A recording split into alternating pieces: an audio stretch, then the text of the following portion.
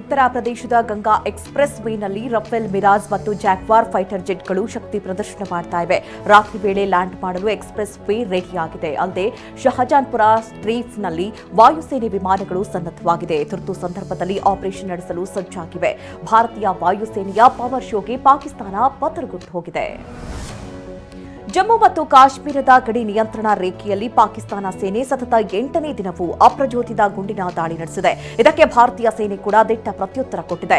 ಕದನ ವಿರಾಮ ಉಲ್ಲಂಘನೆ ಮಾಡಿ ಕುಪ್ವಾರ, ಬಾರಾಮುಲ್ಲಾ, ಪೂಂಚ್, ನೌಶೇರಾ, ಅಖ್ನೂರ್ ಪ್ರದೇಶಗಳಲ್ಲಿ ಸಣ್ಣ ಶಸ್ತ್ರಾಸ್ತ್ರ ಬಳಸಿ ಪಾಕಿಸ್ತಾನ ಸೇನೆ ದಾಳಿ ನಡೆಸಿದೆ. ಭಾರತ ಸರ್ಕಾರ ಕೈಗೊಂಡ ಕ್ರಮಗಳಿಂದ ದಿಕ್ಕೆಟ್ಟಿರುವ ಪಾಕಿಸ್ತಾನ ಗಡಿ ನಿಯಂತ್ರಣ ರೇಖೆಯಿಂದ ಗುಂಡಿನ ದಾಳಿ ನಡೆಸ್ತಾ ಇದೆ. ಎನ್ಐಎ ಅಧಿಕಾರಿಗಳು ಪಹಲ್ಗಾಮ್ ದಾಳಿ ಉಗ್ರರ ಪತ್ತೆ ಹಚ್ಚಿದ್ದಾರೆ. ತಲ್ಲಾಭಾಯ್ ಹಸೀಂ ಮೋಸಾನಿಂದ ನರಮೇಧ ನಡೆದಿದೆ. ಉಗ್ರರು ಬೇತಾಬ್ ವ್ಯಾಲಿಯಲ್ಲಿ ಶಸ್ತ್ರಾಸ್ತ್ರ ಅಡಗಿಟ್ಟಿಸಿಟ್ಟಿದ್ರು.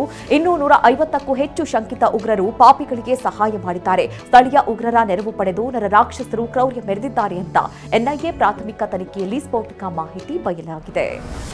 ಪಹಲ್ಗಾಮ್ ಭಯೋತ್ಪಾದನಾ ದಾಳಿ ಖಂಡಿಸಿ ಪಶ್ಚಿಮ ಬಂಗಾಳದಲ್ಲಿ ಪ್ರತಿಭಟನೆ ನಡೆಸಲಾಗಿದೆ. ಕೋಲ್ಕತಾದಲ್ಲಿ ಬಂಗೀಯ ಹಿಂದೂ ಸುರಕ್ಷಾ ಸಂಘಟನೆಯು ಹಿಂದೂ ಗರ್ಜನ್ ರ್ಯಾಲಿ ನಡೆಸಿತ್ತು. ಪಾಕಿಸ್ತಾನದ ವಿರುದ್ಧ ಕಿಡಿಕಾರಿದ್ರು. ಪಾಪಿಗಳಿಗೆ ಭಾರತ ಸರ್ಕಾರವು ತಕ್ಕ ಉತ್ತರ ನೀಡಬೇಕು ಅಂತ ಆಗ್ರಹಿಸಿದೆ. ಏಪ್ರಿಲ್ 22ರಂದು ಪಹಲ್ಗಾಮ್ನಲ್ಲಿ ಉಗ್ರರ ದಾಳಿಗೆ ಛತ್ತೀಸ್ಗಢ ಮೂಲದ ಉದ್ಯಮಿ ದಿನೇಶ್ ಮಿರಾನಿಯಾ ಬಲಿಯಾಗಿದ್ರು. ಮನೆ ಮಗನನ್ನ ಕಳೆದುಕೊಂಡ ಕುಟುಂಬವು ಕಂಗಾಲಾಗಿತ್ತು. ಆರ್ಥಿಕ ಸಂಕಷ್ಟಕ್ಕೆ ಸಿಲುಕಿತ್ತು. ಮೃತ ದಿನೇಶ್ ಕುಟುಂಬಕ್ಕೆ ಛತ್ತೀಸ್ಗಢ ಸರ್ಕಾರವು ನೆರವಿನ ಹಸ್ತ ಕೊಟ್ಟಿದೆ. ಸಿಎಂ ಪರಿಹಾರ ನಿಧಿಯಿಂದ 20 ಲಕ್ಷ ಪರಿಹಾರ ನೀಡಲು ನಿರ್ಧಾರ ಮಾಡಲಾಗಿದೆ ಅಂತ ಡಿಸಿಎಂ ಅರುಣ್ ಸಾವೋ ಹೇಳಿದ್ದಾರೆ.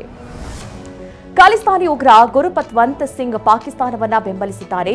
ಪಾಕಿಸ್ತಾನದ ಪರ ಬೇಹುಗಾರಿಕೆ ಮಾಡಿದ್ರೆ ಬಹುಮಾನ ಕೊಡ್ತೇನೆ ಅಂತ ಖಾಲಿಸ್ತಾನಿ ಉಗ್ರ ಗುರುಪತ್ವಂತ್ ಸಿಂಗ್ ಪನ್ನೂನ್ ಕರೆ ನೀಡಿದ್ದಾನೆ. ಭಾರತೀಯ ಮಿಲಿಟರಿ ಸೇನಾ ಚಲನವಲನದ ಬಗ್ಗೆ ತಿಳಿಸಿಕೊಟ್ರೆ 11 ಮಿಲಿಯನ್ ಬಹುಮಾನ ಕೊಡ್ತೇವೆ ಅಂತ ಹೇಳಿದ್ದಾನೆ.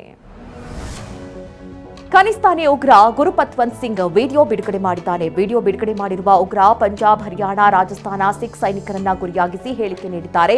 ಇದರಿಂದ ಗುರುಪತ್ವಂತ್ ಸಿಂಗ್ ಪನ್ನೂನ್ ಮತ್ತು ಪಾಕಿಸ್ತಾನ ಐಎಸ್ಐ ಸಂಪರ್ಕಕ್ಕೆ ಸಿಕ್ಕ ಸಾಕ್ಷಿ ಎನ್ನಲಾಗಿದೆ. ಭಯೋತ್ಪಾದನೆಗೆ ಬೆಂಬಲ ನೀಡ್ತಾ ಇದ್ದದನ್ನ ಪಾಕಿಸ್ತಾನ ಮಾಜಿ ವಿದೇಶಾಂಗ ಸಚಿವ ಬಿಲಾವಾಲ್ ಭುಟ್ಟೋ ಒಪ್ಪಿಕೊಂಡಿದ್ದಾರೆ. ಖಾಸಗಿ ವಾಹಿನಿಯೊಂದಕ್ಕೆ ಮಾತನಾಡಿದ ಬಿಲಾವಾಲ್, ಈ ಹಿಂದೆ ಭಯೋತ್ಪಾದನೆ ಕೃತ್ಯದಲ್ಲಿ ಪಾಕ್ ಭಾಗಿಯಾಗಿತ್ತು. ಅದರ ಪರಿಣಾಮವನ್ನ ಪಾಕಿಸ್ತಾನ ಅನುಭವಿಸ್ತಾ ಇದೆ ಅಂತ ಹೇಳಿದ್ದಾರೆ.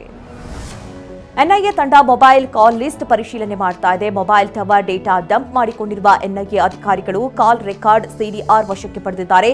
20 ಕಿಲೋಮೀಟರ್ ವ್ಯಾಪ್ತಿಯ ಕಾಲ್ ಡೀಟೇಲ್ಸ್ ಪರಿಶೀಲನೆ ಮಾಡುತ್ತಿದ್ದಾರೆ. ಏಪ್ರಿಲ್ 20ರಿಂದ ದಾಳಿ ಆಗುವವರೆಗೆ ನಡೆದ ದೂರವಾಣಿ ಸಂಭಾಷಣೆಯನ್ನ ಕೆದಕ್ತಾ ಇದ್ದಾರೆ. ಕಳೆದ ವಾರ ಕಾಶ್ಮೀರದಲ್ಲಿ ನಡೆದ 26 ಪ್ರವಾಸಿಗರ ನರಮೇಧ ವಿಚಾರದಲ್ಲಿ ಅಮೆರಿಕ ಉಪಾಧ್ಯಕ್ಷ ಜೆಡಿ ವ್ಯಾನ್ಸ್ ಭಾರತಕ್ಕೆ ಬೆಂಬಲ ವ್ಯಕ್ತಪಡಿಸಿದ್ದಾರೆ. ಪಹಲ್ಗಾಮ್ ಭಯೋತ್ಪಾದನಾ ದಾಳಿಗೆ ಭಾರತದ ಪ್ರತೀಕಾರ ಪ್ರಾದೇಶಿಕ ಸಂಘರ್ಷದ ಅಪಾಯವನ್ನ ತಪ್ಪಿಸಬೇಕು ಅಂತ ಮನವಿ ಮಾಡಿದ್ದಾರೆ. ಪಾಕಿಸ್ತಾನದ ಮೇಲೆ ಭಾರತ ದಾಳಿ ಮಾಡಿದರೆ ಬಾಂಗ್ಲಾದೇಶವು ಭಾರತದ ಈಶಾನ್ಯ ಭಾಗವನ್ನು ಆಕ್ರಮಿಸಿಕೊಳ್ಬೇಕು ಅಂತ ಬಾಂಗ್ಲಾ ನಿವೃತ್ತ ಸೇನಾಧಿಕಾರಿ ಮೇಜರ್ ಫಜ್ಲುರ್ ರಹಮಾನ್ ಸಲಹೆ ಕೊಟ್ಟಿದ್ದಾರೆ. ಚೀನಾ ಜೊತೆ ಸೇರಿ ಜಂಟಿ ಮಿಲಿಟರಿ ಕಾರ್ಯಾಚರಣೆ ನಡೆಸುವ ಕುರಿತು ಚರ್ಚಿಸುವ ಅಗತ್ಯ ಇದೆ ಅಂತ ಫೇಸ್ಬುಕ್ನಲ್ಲಿ ಬರೆದುಕೊಂಡಿದ್ದಾರೆ. ಪಾಕಿಸ್ತಾನ ವಿರುದ್ಧ ಭಾರತ ಮತ್ತೊಮ್ಮೆ ಸೈಬರ್ ಸ್ಟ್ರೈಕ್ ನಡೆಸಿದೆ. ಗಾಯಕ ಹಾಗೂ ಕ್ರಿಕೆಟಿಗರ ಇನ್ಸ್ಟಾಗ್ರಾಂ ಖಾತೆಗಳಿಗೆ ನಿರ್ಬಂಧ ಹೇರಲಾಗಿದೆ. ಬಾಬರ್ ಅಜಂ, ಶಾಹೀನ್ ಅಫ್ರಿದಿ ಹಾಗೂ ಗಾಯಕ ಆತಿಫ್ ಅಸ್ಲಾಂ ಇನ್ಸ್ಟಾಗ್ರಾಂ ಖಾತೆಗಳಿಗೆ ನಿರ್ಬಂಧ ಹೇರಲಾಗಿದೆ. ಕಳೆದ ಕೆಲ ದಿನಗಳ ಹಿಂದಷ್ಟೇ ಸರ್ಕಾರ ಪಾಕಿಸ್ತಾನದ ಹಲವು ಯೂಟ್ಯೂಬ್ ಚಾನೆಲ್ಗಳಿಗೆ ನಿರ್ಬಂಧ ಹೇರಿತ್ತು. ಪಹಲ್ಗಾಮ್ ದಾಳಿಯಿಂದ ಮಹಾರಾಷ್ಟ್ರ ಮೂಲದ ದಂಪತಿ ಬಚಾವಾಗಿದ್ದಾರೆ. ಮುಂಬೈನಲ್ಲಿರುವಂತಹ ಸುಬೋಧ್ ಪಟೇಲ್ ಆ ದಂಪತಿಯ ಕರಾಳತೆಯನ್ನ ಹಂಚಿಕೊಂಡಿದ್ದಾರೆ. ಗುಂಡಿನ ದಾಳಿಯಿಂದಾಗಿ ಭಯಭೀತರಾಗಿ ನಾವು ಓಡ್ ಹೋದ್ವಿ. ಉಗ್ರನೋರ್ವ ನಿಮ್ಮಲ್ಲಿ ಹಿಂದೂಗಳು ಯಾರು, ಎದ್ದು ನಿಲ್ಲಿ ಅಂತ ಹೇಳ್ದ.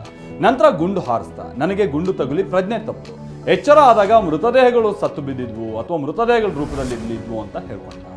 ಭಾರತವು ಸಿಂಧೂ ನದಿ ಒಪ್ಪಂದವನ್ನ ಅಮಾನತು ಮಾಡಿದೆ. ಸಿಂಧೂ ನೀರನ್ನ ತಡೆದ್ರೆ ಯುದ್ಧಕ್ಕೆ ಸಮಾನ ಅಂತ ಪಾಕಿಸ್ತಾನ ಬೊಬ್ಬೆ ಹೊಡೆದಿತ್ತು.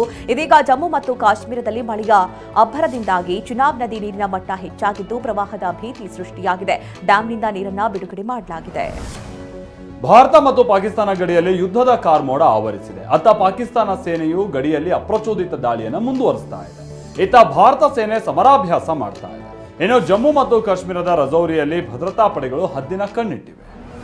ಪಹಲ್ಗಾಮ್ ದಾಳಿಯಲ್ಲಿ ಸ್ಥಳೀಯರ ಕೈವಾಡವನ್ನ ಜಮ್ಮು ಮತ್ತು ಕಾಶ್ಮೀರದ ಮಾಜಿ ಸಿಎಂ ಫಾರೂಕ್ ಅಬ್ದುಲ್ಲಾ ಅಲ್ಲಗಳೆದಿದ್ದಾರೆ. ಜೈಷ್ ಇ ಮೊಹಮ್ಮದ್ ಉಗ್ರ ಸಂಘಟನೆಯ ಮೌಲಾನಾ ಅಜರ್ ಜೈಲಿನಿಂದ ಬಿಡುಗಡೆಯಾದಾಗಲೇ ನಾನು ಎಚ್ಚರಿಸಿದ್ದೆ. ಆತನನ್ನ ಬಿಡುಗಡೆ ಮಾಡಬೇಡಿ ಅಂತ ಹೇಳಿದ್ದೆ. ಈ ದಾಳಿಯಲ್ಲಿ ಅವನ ಕೈವಾಡವೂ ಇರಬಹುದು ಅಂತ ಹೇಳಿದ್ದಾರೆ. ಪಹಲ್ಗಾಮ್ ದಾಳಿಕೋರರ ವಿರುದ್ಧ ಕ್ರಮದ ವಿಚಾರವಾಗಿ ಆಂಧ್ರಪ್ರದೇಶ ಉಪಮುಖ್ಯಮಂತ್ರಿ ಪವನ್ ಕಲ್ಯಾಣ್ ಪ್ರಧಾನಿ ನರೇಂದ್ರ ಮೋದಿಗೆ ಬೆಂಬಲವನ್ನ ವ್ಯಕ್ತಪಡಿಸಿದ್ದಾರೆ. ದಾಳಿಕೋರರ ವಿರುದ್ಧ ಕಠಿಣ ಕ್ರಮ ತೆಗೆದುಕೊಳ್ಳಲಾಗುತ್ತೆ ಅಂತ ಮೋದಿ ಭರವಸೆಯನ್ನ ನೀಡಿದ್ದಾರೆ.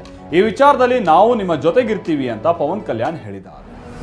ಇನ್ನು ಪಹಲ್ಗಾಮ್ ನರಮೇಧದ ಬಗ್ಗೆ ಚಿತ್ರ ಸಾಹಿತಿ ಜಾವೇದ್ ಅಖ್ತರ್ ಕಿಡಿಕಾರಿದ್ದಾರೆ. ಗಡಿಯಲ್ಲಿ ಕೆಲವು ಪಟಾಕಿಗಳು ಕೆಲಸ ಮಾಡಲ್ಲ.